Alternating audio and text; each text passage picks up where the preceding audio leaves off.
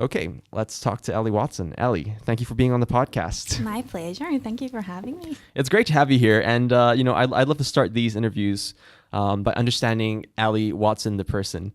Could you tell us where you grew up and how would you describe your childhood, especially as it relates to how you eventually developed your love for technology? We're going deep straight away. We are. Family. Serious questions.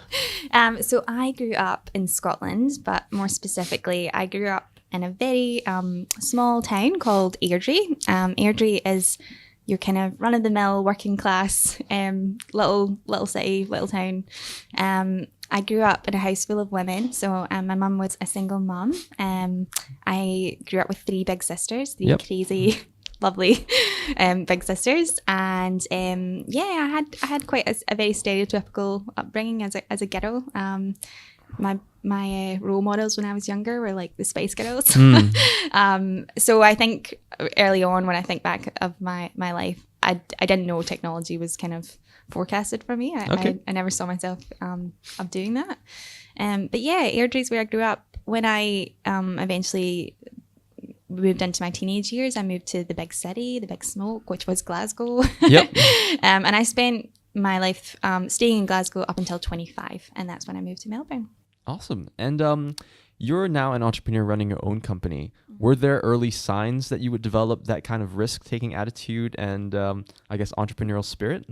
I think I've always been quite entrepreneurial. I don't think I realised it. And I think part of the entrepreneur's journey is you do so much self-reflection because you kind of want to understand why you've got this wild ambition that cannot be controlled. Yeah. And so I often reflect on where did this start? What age was I when I was first kind of had this in me? And I think I've always been a creator. Like I've always been a maker. I've always thought, I'll invent something or I'll make something and I'll make a business around it. That was always kind of something, I think, that creative person in me. So I thought originally, it was going to be art school. I had to use my creative powers to big difference to technology. Totally big difference. And I don't know where I got that from. I think a lot of girls, like growing up in my generation, they must have saw like She's All That. Okay. Thought, have you seen that movie? I have not. No, I have to admit that. Yeah. It's all right. It's like a 90s movie, She's All That. But yeah, art just seemed like something that was for me. And I would draw like my favorite band members' faces like over and over again when I was a teenager.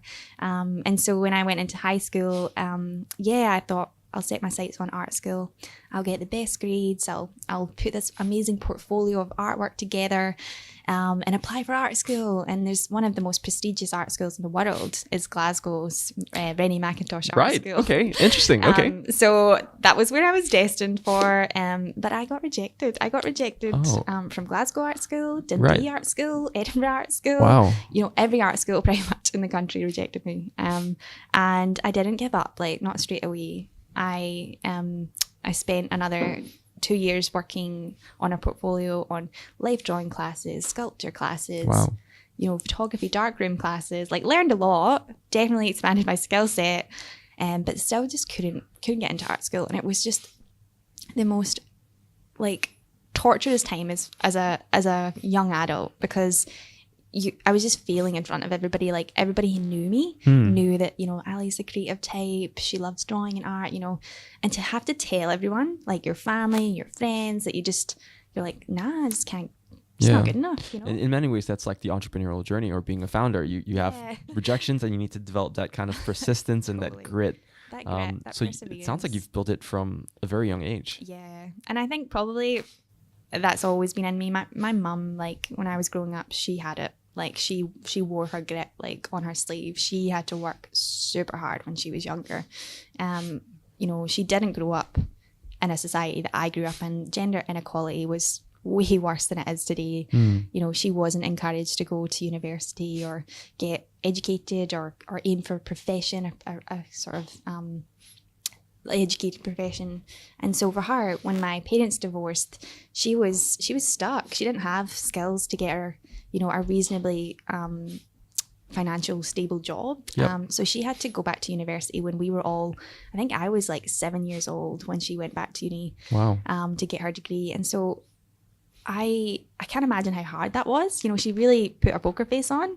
And so for me, I've always had that really strong role model in my life that has showed me that you work hard and you get what you work for. So that was something I definitely was exposed to, and I think is one of the makers of who I am. Yep. This woman, this amazing woman who showed me what it's like. And so that's always that probably is a big part of why I've gone through what I've gone through, and I've stuck it out. Because watching her never fail for her children and make sure that you know, that you kind of give it your all. So I think that's that and the failure of art school, and then and that drove me to my plan B, which was computer science. Okay. And what sparked that plan B? Where do you get that inspiration from to jump into computer science, which is such a big difference to the arts? I really wish that I had a better story Yep. for this part, because everyone asks me this all the time. Like school, like magazines, they're always just like, and what inspired you to get into technology? Honestly, it was just circumstances. Glasgow University had a clearing list, and a clearing list is basically a leftover list of courses that have spots left in the courses. It was too late. I'd already been rejected from my last art school submission.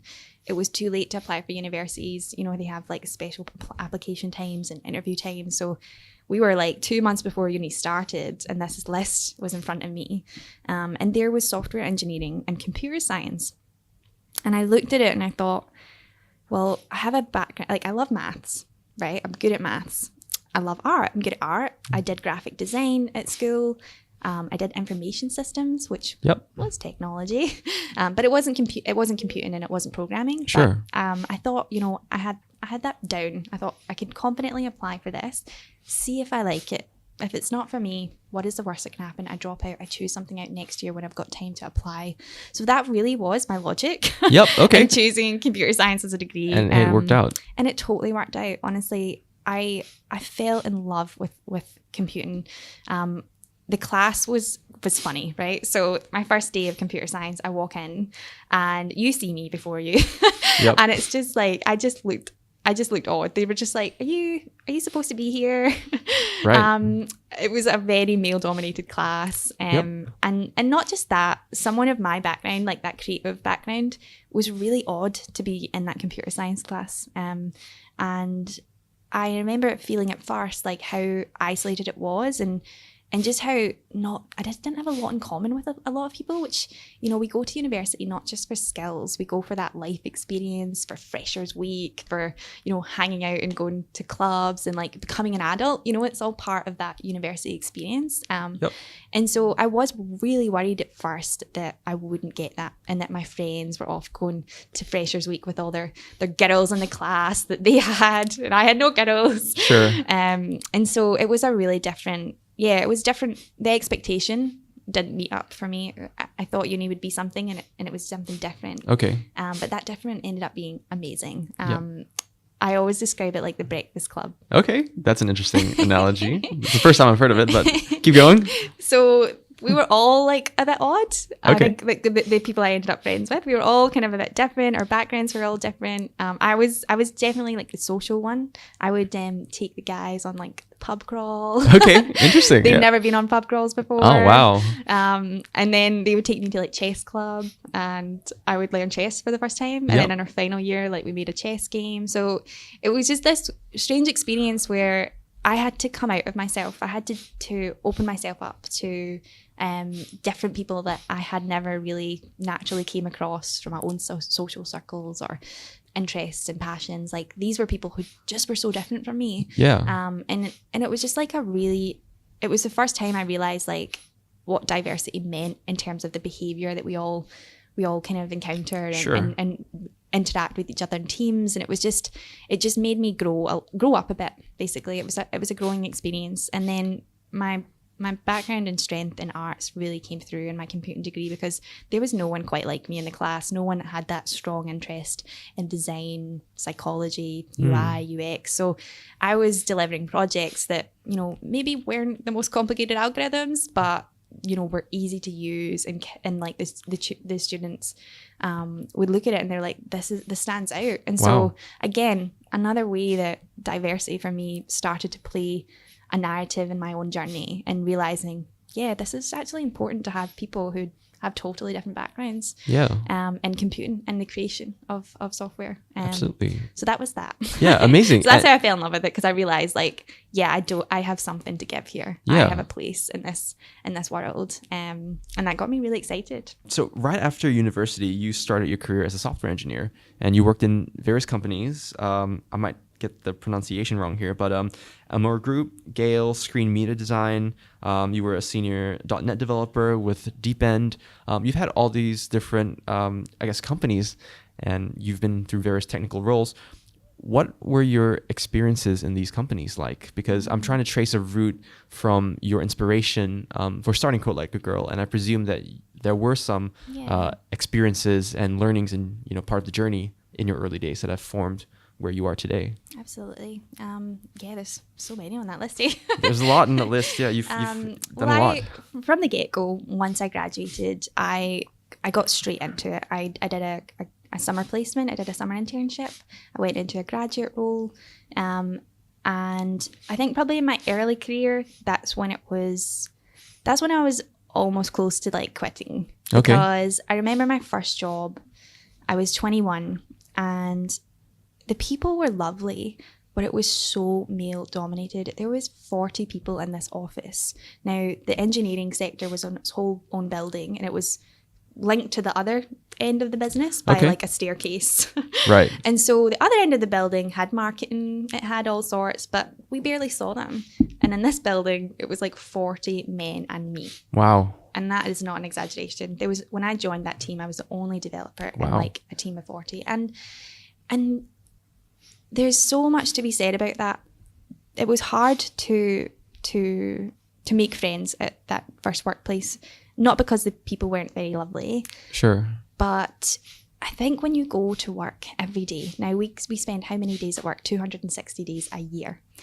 And you have to come to work and almost be a different version of yourself, because you can't fully be yourself, because there's no one in there who wants to talk to you about the things that you really like talking about. That gets and relates to you on a different level. And I found that with those first couple of workplaces where I was a young girl just out of uni, and I was working with sort of 25 upwards, usually white men. Sure. And it was really hard. I would find myself, and no fault of anyone, just find myself like in the bathroom sometimes, just crying, not having that support to go, this is really hard. Like, because I think sometimes there's a difference in confidence levels with men and women that I've experienced just personally myself, where I've not been able to like break down the barriers with people I've worked with and go, like, is it just me? Okay. Or is this like really hard? Let's talk about this. And so I never formed those strong bonds early on in my career. I never felt as a woman who needed that mentorship and support that I got it. I found probably the hardest thing was that sometimes people felt a little bit awkward. There was definitely managers who found it quite hard to take me out for a coffee one-on-one, who I would watch, sitting on the table of one of my male colleagues, chatting, giving banter, talking about drinks that they had at the weekend. And it was really subtle. It was always really subtle. I never experienced any sexual harassment. I never experienced anything that was like a real standout, how dare he, or there was never that. It was all these little subtleties over the years where I realized I was being missed out of conversations, or that people maybe never saw me for promotion, or that I myself could never see myself leading a team, because already the challenge of just being the only woman in that team was one enough. To imagine myself being the only woman and leading the team, that was a reality I could never picture for myself. Yep. And that frustrated me. And I changed companies, I changed countries, and nothing changed. I was always the only woman. And specifically, my role was a back-end engineer, and there's very few women in that role.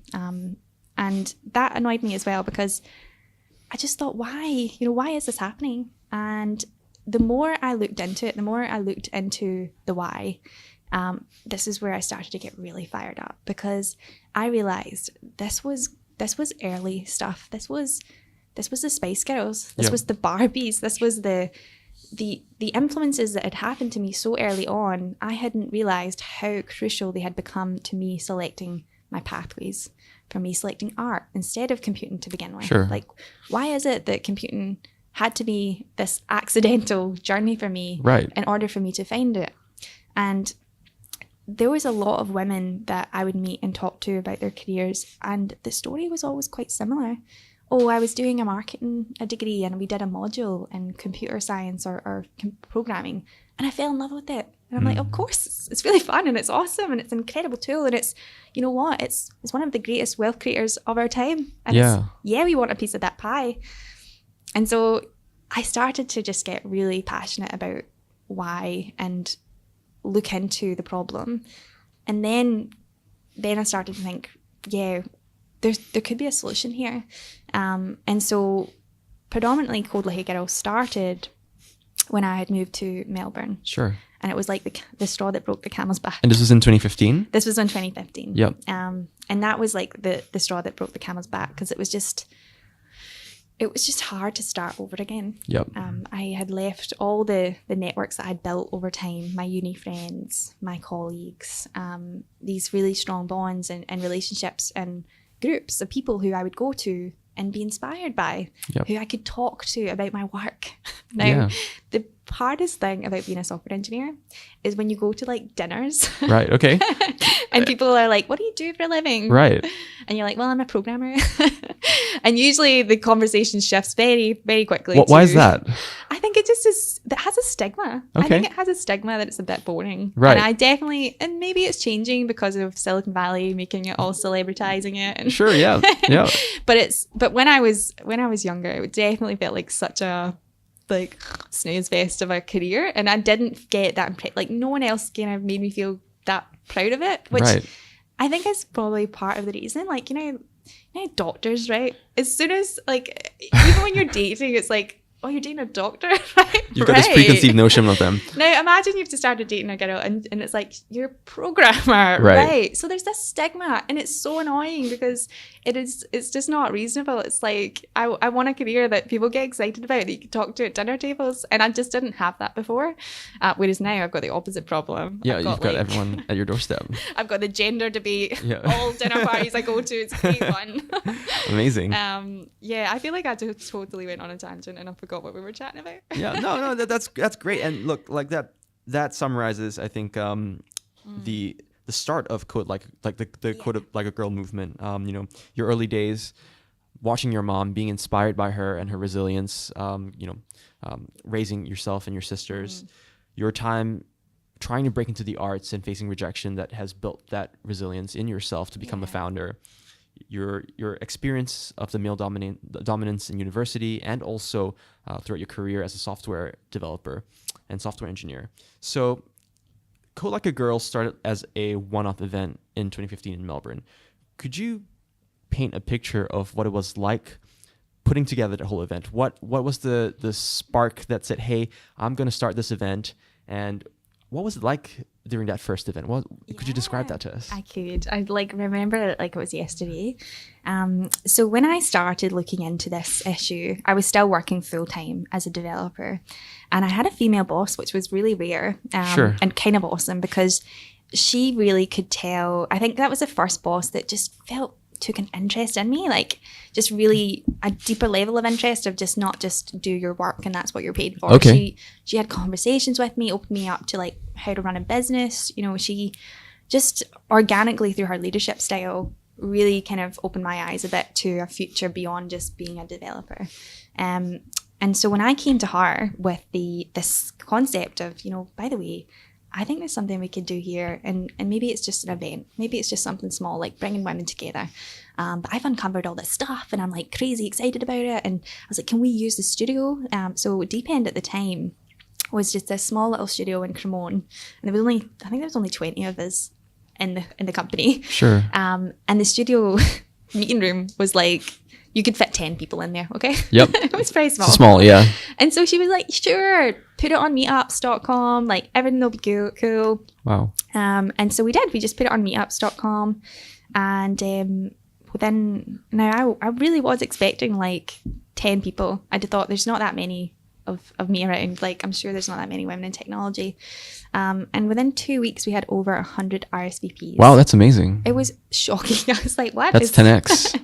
It was crazy. So, so at that point, I went back to Kath and I was like, I don't think we can have this at the studio unless we want to cull it and like only take 10 of these women. But Kath, there's like over 100 RSVPs. Like, we're going to have to find a bigger venue.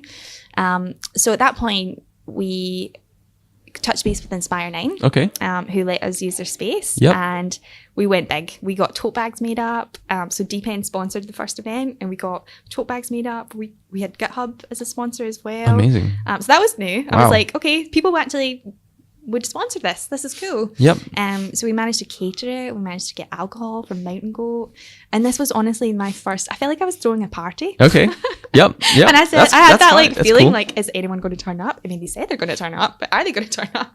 And so you go through all these nerves, same nerves as having a party. And then we decided, okay, what, in terms of content, what are we going to talk about? So I really wanted to get a really diverse group of women, all different parts of their career, to really just speak honestly about what it's been like in their career. And that's exactly what we did. And I remember being wildly nervous because at the time, and I feel it a wee bit this morning, but I used to get really scared about public speaking, like crazy nervous. And anybody who knew me that night will remember how wildly nervous I was. But it was such a memorable night. I just remember sitting in this room of women who were so engaged, who were so respectful, who were all there for the same reason. And it was just this wave of feeling like, we belong here. We do. And it was just so nice to see everybody and get this sense of a tribe that, where have we all been? For the first time, I was sitting in a room full of computer scientists who were women. And not all were computer scientists, I'm sure, but that feeling is just so hard and it's untangible to explain, but it's just a feeling of belonging, which I think, I had went my whole career without feeling. And that was an important turning point for me, of realizing the power of community, which I thought I knew what I was doing up until that point. And then when I felt it, I realized how important it was to come together, to talk, to share, to just even like be inspired by each other and keep each other going, because a lot of these women were probably on the same boat as me, alone on their team, just want to chat to another woman and find friendship in another woman and talk about her work with another woman and not have those glazed eyes. Because sometimes you feel like you're talking another language. I started dating a software engineer about 3 years ago, and it's the first one I've ever dated. I've stayed clear from them, thinking, no, I wouldn't want to talk about my work with my partner 24/7. But actually I loved it. And I remember our first date, we were talking about web configs and like we could get each other's day. And there was so much like empathy, because I knew he had a really tough day because I knew what he was talking about. And he knew that I had a really tough day because he understood what I was talking about. Amazing. And it's the same with friendships. There's some people who you definitely don't want as your work. Like, you're like, separate work and friends.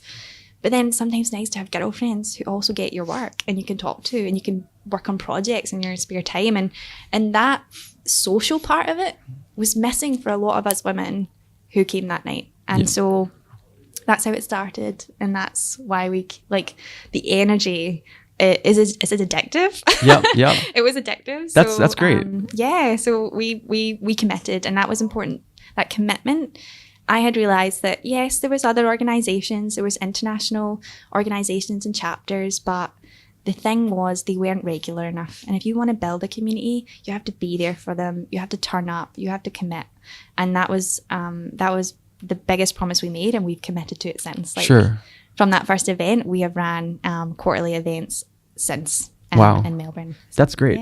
And Code Like a Girl started as an event, as a meetup, but it's since grown into something much more. It's grown into a movement. It's grown into, in many ways, a startup that is on a growth trajectory. So what really catalyzed that shift where you decided to then take on the helm of founder and CEO of this massive movement?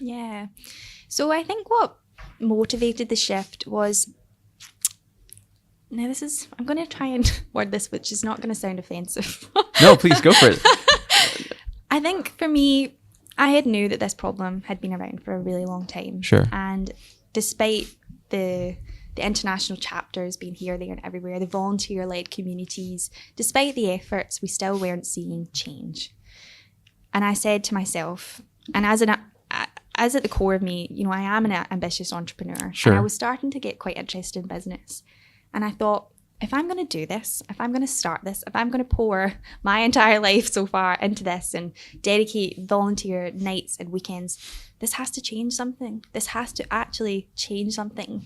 And for me, that's been my vision, to really turn the dial on this, to actually make a change to the amount of women directly entering the workforce. And sure. So that was kind of why we decided to go hard on it, like a startup, to go full speed, scale it, to go hard on it, because this is a problem I care so deeply about. And so far, corporates were throwing some money at it, people were volunteering their time, but I thought, no, it needs dedicated resources, it needs funding, it needs people, it needs force. Yep. If we really want to make change. And I just didn't feel it was getting that just yet. And Australia was so prime for it, because there was nothing really that was hitting that kind of that coding niche of girls. Sure. Throughout all of Australia. So we thought, hey, this is an opportunity for us to use our entrepreneurship and passion for this cause and give it all that we can. So from day one, we've always kind of had that structure of founder-led, make sure this is sustainable. Sure. So we've been privately funded. Okay. We've built this team pretty much from zero, which Amazing. is kind of awesome. But it's because we've been so interested in business processes and structures, and we've taken this entrepreneurial view of it to go, well, if we can build an organization that's single purpose is to close the gender gap, we can throw money at it, we can throw strategy at it, we can throw people at it, and we could potentially actually make a change in Australia if we give it our all. So that was the thought process. That's amazing. behind doing it like that. And what's your vision for Code Like a Girl for the next 5 years? What do you want to see out of it?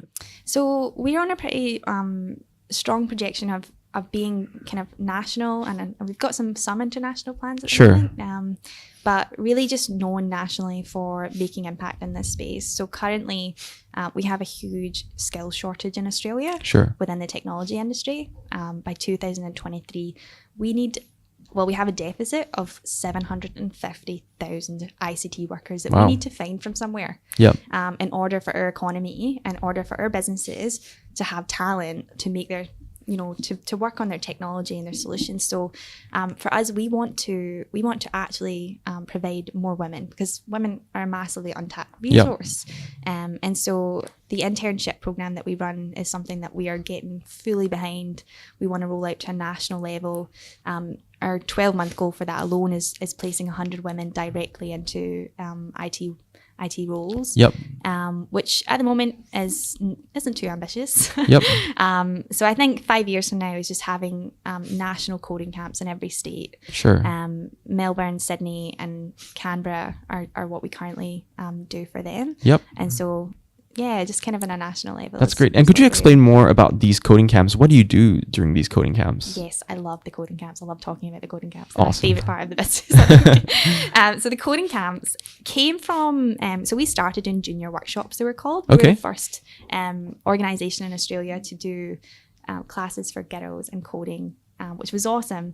But we felt those touch points were just not enough. The kids were coming 2 hours, spending it with the team, 3 hours, sometimes 4 hours, but it just still wasn't enough to make sure that we knew that we were getting them, because only 3% of high school girls are considering IT as a career for them. And we have to change that. We have to get that up a bit. So 2 hours is not going to change that. So we decided, let's change the format. Let's get these girls for 3 full days. Let's get them into some of Australia's top successful tech companies for 3 days. So that they can go inside and see what it's like to work at a tech company. And during those 3 days, and usually they're themed. So the upcoming camp is called Magic and Mischief. Okay, cool. That's a cool title. It's a cool title. The kids love it. And so the thing is, they spend this time with us during their school holidays. So the content needs to be stuff that they can't get in school. It also needs to be stuff that they can't just get on Google. So we spend a lot of time coming up with content that's really engaging for girls. Now, that doesn't mean turning it pink. Sure. That just means having a theme, having purpose, having something that means something other than just code. Because for them, that is, for kids, for any kid, that's just not that interesting. Yeah. But if they know they're building something because that something is to, help a cause in some sort of way, or it has a purpose, sure, it kind of changes things. So magic and mischief. Over the 3 days, they'll be learning Python, HTML, CSS. Amazing. And using those coding skills to create things like a homework excuse generator is one of the projects. We had a theme that was little hackers, where we had them track IP addresses and that's hack cool. each other's little databases. So we got them to set up databases and hack each other's databases, and they just love that stuff because for them it's a game. It's actually, you don't have to dumb things down or paint it pink for these girls, or for kids. Coding doesn't really need to be dumbed down. They're actually pretty savvy. I remember chatting to someone once. It was like an old tech director, and they talked about how their grandpa had taught them to play chess at 4 years old. Which some people think is quite complex. And I asked him, his little girl was like 7 at the time, and I said, "Have you taught your little girl to code?" She's like, "Oh no, she's too young for that." And I said, "Mate, you learned to play chess at 4. At 4, yeah. That's so true. I think there's a misconception that adults who are not tech savvy, they probably believe coding is quite complex, and maybe too complex for kids, but it's not at all. There's so many ways you can break down coding to teach a kid, and the things that they come up with when they have those skills is insane. Like, I mean, we have a lot of unicorns and a lot of Harry Potter websites. Just straight out the back. But I think it's just amazing, the different and the uniqueness. Every kid is unique, and every one of them has different passions. And when you give them those tools, they use those tools to just create what they're passionate about. And that's probably my favorite part about the coding camps, is the creations that these kids come up with and how they utilize these newfound skills, and the friendships they build is so important. One little girl, she came home from our coding camp and she said, "Mum, I didn't know there were girls like me." Wow. Now that every time I think about that, it just gives me like tingles, because for a lot of these girls, they are in their classes alone. They are being probably taught by a man in a class with boys who are maybe already quite familiar with technology. And that's one of the biggest barriers for girls and it was the same with me in computer science. That first year, I was so far behind everybody. There was boys in the class who had been coding since age 10. And here was me learning it from the first time at age 19. Now you're being assessed and almost not competing, but you're in this class with everyone else, and you've went from being the top grade person at your high school to being the bottom grade person in your computer science class. And you look around thinking, how did this happen? Did I miss something? Yeah, we missed something. Society is not helping us girls. Absolutely, And it's the same with these girls in school at the moment, because when the computer breaks, parents are handing the remote to the boy in the family, and we have to just stop all this kind of assuming that technology and hardware and science even is an innate thing that mostly boys have. It's not innate. It's definitely something that can be conditioned and encouraged and learned, and it's all about that kind of growth mindset. So that's one of our biggest challenges with the coding camps, is a lot of our girls come to the table with growth mindset, which is awesome. But you will get the odd one who doesn't, and it's real fixed. And the first hurdle they fall, and you have to be there to catch them and to encourage them and to maneuver themselves into a growth mindset. And that's difficult. And that takes 3 days. And that's why we were like, this is important work that we're doing. These girls are finding their tribe. We're teaching them how to move themselves into a growth mindset that, say they don't end up coding in the end, that in itself is such an amazing place to be for the challenges that life will throw at them. And addressing the gender diversity gap is obviously a very big task and very big undertaking that will take years to solve. How do you define success in that arena? So it's so overwhelming. You're so right. Like sometimes I think, why am I? It's a big problem that needs solving. Yeah. So we, probably about 6 months ago, maybe 12 months ago, we recruited the help of a social impact measurement company, consultancy. What was really important to us, and I think I maybe mentioned this, was I don't want to do something for the sake of getting in the headlines or being like, known as this girl who's getting girls. I want to measure, and I want to make sure that I'm on track, and I want to make sure that we're making a difference. And so we have a quite robust social impact framework that goes into our whole processes from start to finish. So these little girls, they have surveys that they fill out for us, and we're measuring things like that sense of belonging that we talked about, which is very important for little girls to have at that age. We're measuring confidence levels. So even in mathematics, girls have a lower confidence rate than boys. We're measuring. What are we measuring? A lot of things. A lot of things, basically. Yeah. We measure these from camp to camp. Every engagement that we have with anyone, whether it's an adult or a student. So there's a lot of measurements there. And we probably do come from, at this point, a real social impact place. The measurements we have in place, the goals that we have in place. And that's kind of why we call ourselves a social enterprise. That's where that comes from. And so that actually leads me to my next question as well. What's your approach to the growth and strategy of Code Like a Girl? Because a lot of startups often have the same kind of metrics that they use, the same strategy. SaaS startups will follow the same strategy. B2B startups will follow the same strategy. But you're sort of like a hybrid of startup and social enterprise. Yeah. So what's your approach to that? Well, I think naturally the social part comes into play because we never forget why we started it, and because of the work we do, it's always there. I guess we have a lot of support. I think from day one we recognized that I'm a developer and my co-founder is human services background, HR, people and culture. So we knew there was always like so many missing skill sets in the team. So we have a board of advisors who we are like our accountability group, which is awesome. We call them at all times in the day, and that's great. Yeah, it's incredible. We've been on several like kind of startup accelerator type programs. So we've in the very, very early days before we actually established ourselves as a business, we did the Foundation for Young Australians (YSP), which in itself was such an eye-opening experience. We did that in collaboration with PwC's 21st Century Minds program. So it was like a 12-month, year-long accelerator, but it was really from ideation kind of point of view.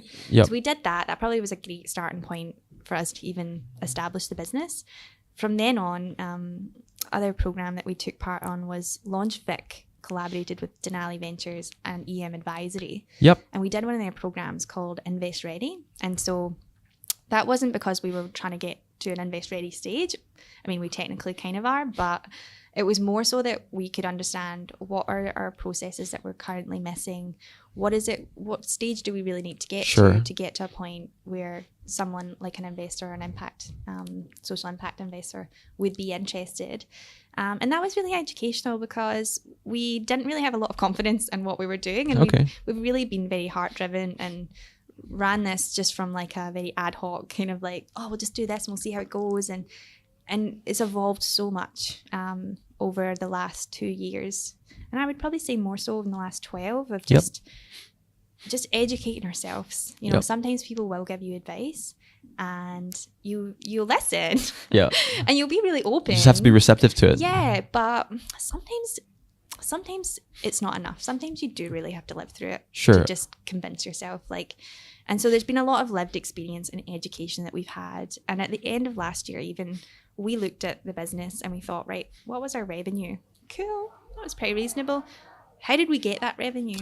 And we looked and there was like 17 different avenues of revenue streams, which is crazy. And I couldn't put my finger on why I was so exhausted at the end of last year. I knew I was always busy. That sort of explained it. And I looked at these revenue streams and I thought, that's insane. Like no one would take us seriously seeing how many ways that we managed to get money last year. We were trying to be everything to everyone. We were trying to please this community that we grew. We were trying to say yes to things. And you do feel that way. You feel very committed to your customer. Gotcha, To put it plainly.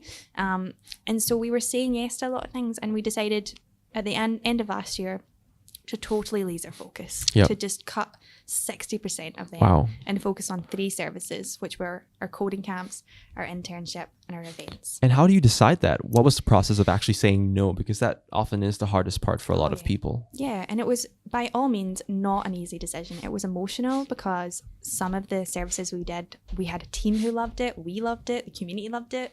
So the process had to be impact, profitability, and scalability. Right. So those were the 3 pillars we kind of looked at. Was this actually making an impact to the mission that we committed to, closing the gender gap? And was it, and usually most of the ones that were like a no got scrapped. Sure. So that kind of was a very big priority for us. Like, if we genuinely mean what we say and we want to close the gender gap, is doing a 2-hour HTML and CSS introduction for someone 18 and plus going to change that? Yep. Or is an internship really going to change that? And we knew the internship was highly impactful. Sure. We knew the coding camps were medium impactful because we can't promise and we can't measure like hugely that these 8-year-olds that we teach Python to are definitely going to choose a career in technology. We can't really, it's a long measurement. It's like a long-term goal. Yeah. So that was quite hard to measure the impact. Scalability, we were working quite well with that. Okay. That's why we were like, we love that work that we do. It is so important that we're investing in the next generation. And scaling that was actually quite easy for us. Scaling the internship is difficult, and we're still on that road. And the events, we couldn't take away the events. The events is like that retention piece. It's the community. It's also our biggest asset, the community. Sure. These women drive strategy. They are insights. They're advocates. So we couldn't leave the events behind, even though they weren't particularly profitable. Yep. So yeah, that was kind of our decision making. Yeah, that's great. So it sounds like you've developed a framework, or you've decided and distilled what was important to Code Like a Girl and your mission. Totally. And you've used that to inform what revenue streams you should say no to and yes to. Yeah. And that's actually a good lesson for our listeners out there. Yeah. One of the things that you've done really well from our time speaking is building that community, building those partnerships, forming those advisors. How do you approach creating those lasting partnerships, not just with people, but with also the companies? And how do you bring these people along on the mission? Is there a way that you've managed to inspire them? Because for a lot of startups, they often find that to be a very difficult part as well, creating those real lasting relationships. Yeah, no, it's not easy. And and whilst we've made it look easy, it's definitely not. You do make it look easy.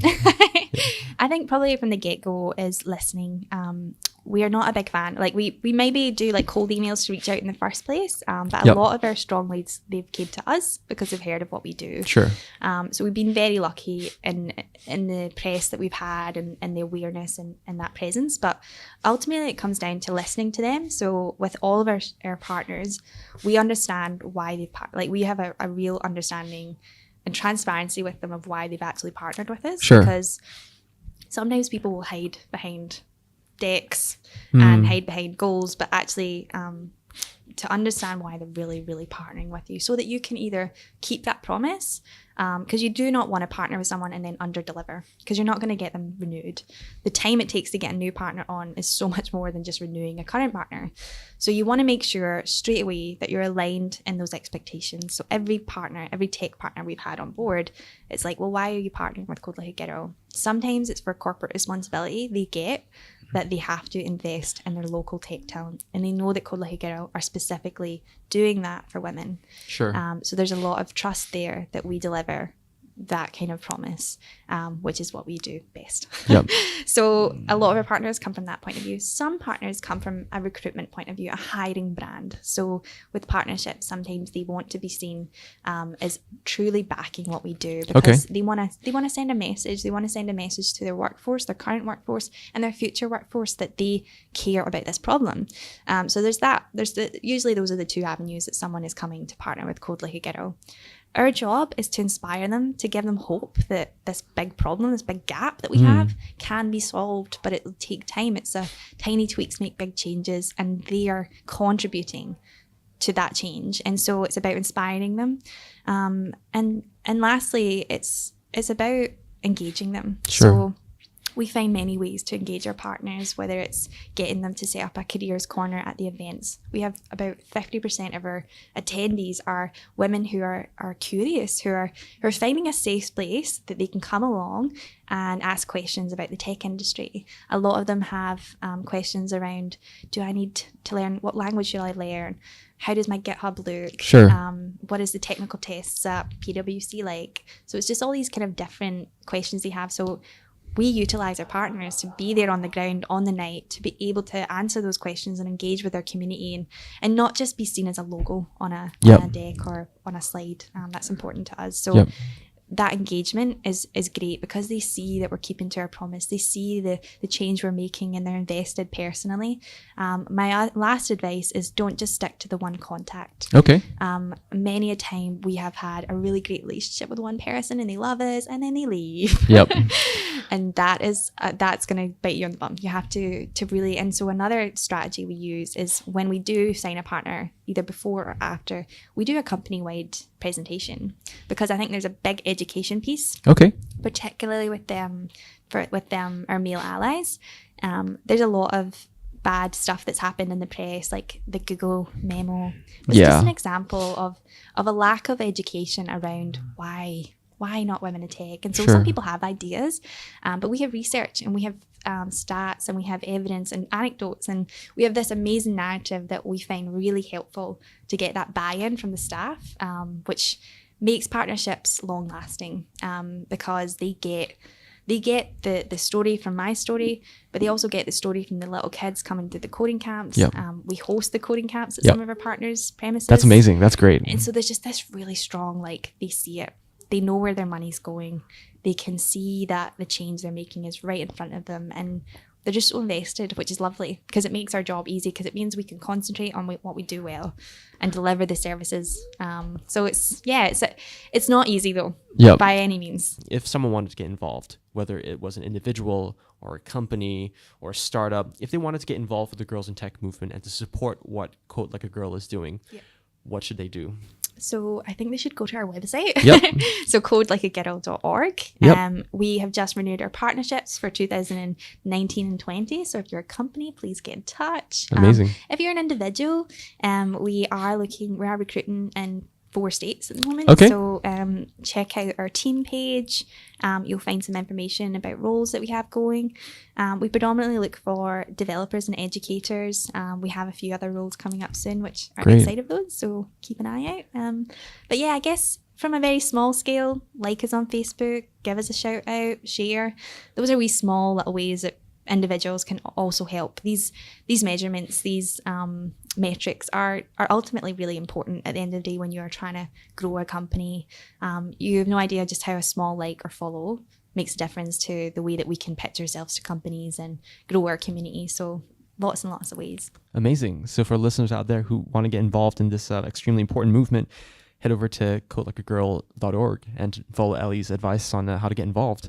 Ellie, it's been amazing to have you on the podcast. Thank you so much for your insight, and hope to speak to you again soon. Thank you.